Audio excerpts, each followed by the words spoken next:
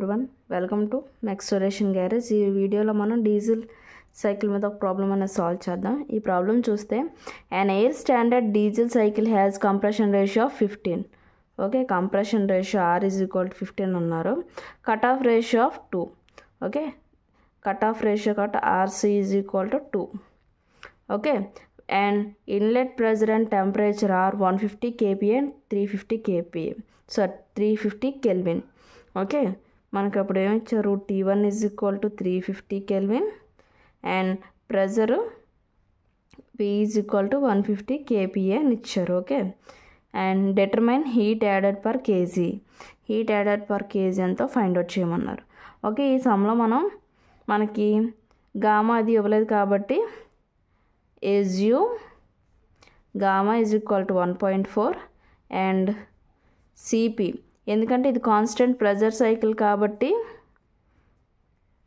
మనం సిపి తీసుకున్నాం. CP is equal 1.005 kilojoule per KG kelvin.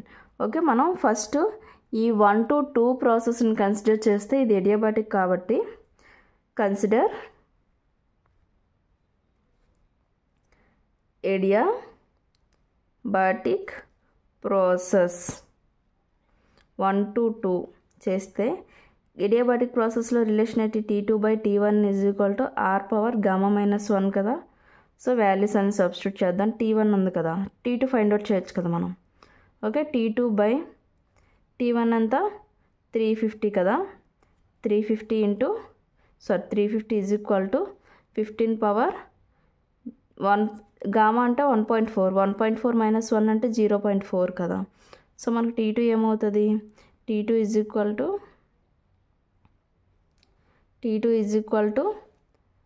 350 into 15 power 0.4 కదా అవుతుంది.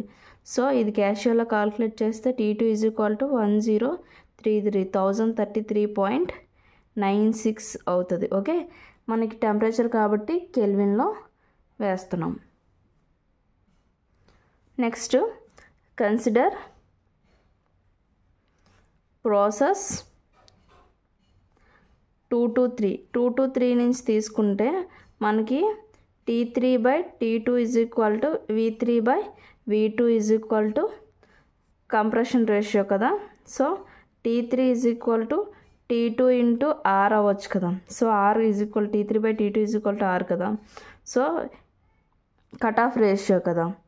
So T3 is equal to T2 అంటే మనకి ఇప్పుడు 1033.96 into cut off ratio RC కదా 2 వచ్చింది. ఇది రెండింటిని మల్టిపుల్ చేస్తే T3 is equal to 2067.92 kelvins వస్తుంది. అంటే 2067.92 వచ్చింది. మన హీట్ యాడెడ్ పర్ కేజీ అడిగారు కదా.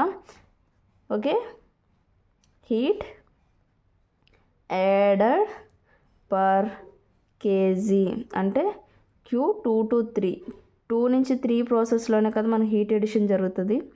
అందుకే MCP డెల్టా T కదా. T అంటే 2 నుంచి 3 కాబట్టి టెంపరేచర్ 3 అనే పాయింట్ దగ్గర ఎక్కువ ఉంటుంది కాబట్టి T3 - T2 వేసుకుంటాం. పర్ కేజీ అడిగారు కాబట్టి మాస్ 1 కదా, కేజీ అంటే 1 కాబట్టి సిపి అంటే మనం 1.005 మనం ఎజ్యూమ్ చేసుకున్నాం కదా స్టాండర్డ్ వాల్యూస్ని. ఓకే, T3 అంటే 2067.92 మైనస్ 1033.96. ఓకే, ఇప్పుడు ఈ రెండింటిని మొత్తం మన క్యాషియోలో కాల్కులేట్ చేస్తే 1039.13 కిలోజౌల్ పర్ కేజీ అనేది మనకి ఆన్సర్ వస్తుంది. ఓకే, మనకి హీట్ యాడెడ్ పర్ కేజీ ఎంత అంటే 1039.13 కిలోజౌల్ పర్ కేజీ అనే హీట్ మనకి యాడ్ అయ్యింది. ఓకే, చాలా సింపుల్ అనమాట. మనం ఫస్ట్ ప్రాసెసెస్ని తీసుకొని 2 to 3 చేస్తాము. 2 to 3 ఫస్ట్ 1 to 2 చేసి 2 నుంచి 3 చేస్తే మనం ఆ రిలేషన్స్ యూజ్ చేసుకొని మనం ఈజీగా ప్రాబ్లం అనేది సాల్వ్ చేయొచ్చు. ఓకే, మీకు ఈ వీడియో నచ్చినట్టయితే లైక్ చేయండి, షేర్ చేయండి, సబ్స్క్రైబ్ చేయండి. Thank you from max solution garage.